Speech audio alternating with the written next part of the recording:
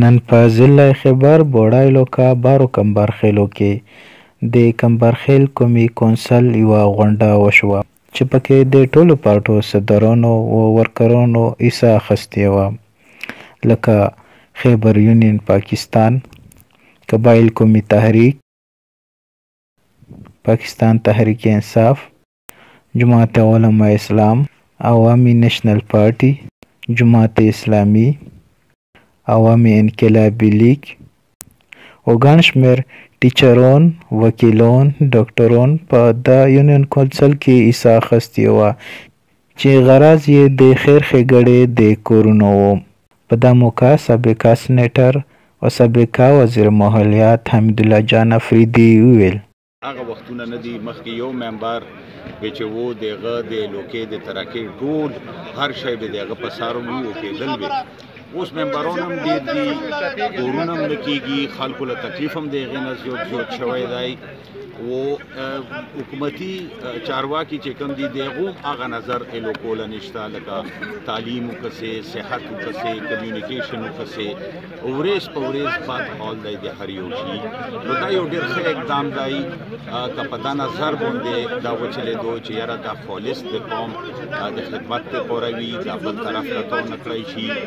خصوصا لکه تعلیم شو، صحت شو، سپورټس وو، کمیونیکیشن شو، دا بنیادي شیونه دي چې په دا باندې فوکس وکړو. نو په دا حکومتونه په پریشر ګرځي د اتفاق نه. قومي مشران د کشرانو اوږه په اوږه چې ولاړ وي د قوم د بلایۍ دپاره، د خیر ښېګڼې دپاره، د هغو د ترقۍ دپاره هغه کوي. په هغه کې ټوله څوک هم دا نشي ویلی. نور د پولیس نظام راغلی دی، دا ورځ په ورځ توڼه توسیل دا نه ډېرې مسلې وي، په لاندې علاقو کې وي، بې ګناه خلک پکې نیولي بوتلي. نو لحاظه دا د وخت ضرورت دی چې بغیر بې غرضه د قوم د خدمت دپاره دا کونسل جوړ شي. په دا کې مختلف مشران قومي په قوم کې نه زړه بدونونه وي، داخلي وي، په هغو خبره وکړي، د هغو فیصلې وکړي او د قوم د ترقۍ دپاره مخکې منډه ووهي. نو انشاءالله موږ به هر څنګه اقدام کوو. د یو کشر په نظر به ورسره موږ اوږه په اوږه ولاړ وو او چې څومره منډه قوم دپاره ولی شو انشاءالله د دغو مشرانو سره اوږه په اوږه باندې به ورته ولاړ وو او منډه به ورته وهو انشاءالله. دا د هغه وخت کومو خلکو چې د ضم کېدو حمایت کړی و، زه په خپله تجربه باندې دا ګڼم چې یو خو 80% خلک په خیمو نه دي و دا کم 20% چې دي دا چې د پولیس ډنډې ناجایزه بې ګناه خلک توڼو کې وویني چې بوی تلل، ویول، رشوتونه.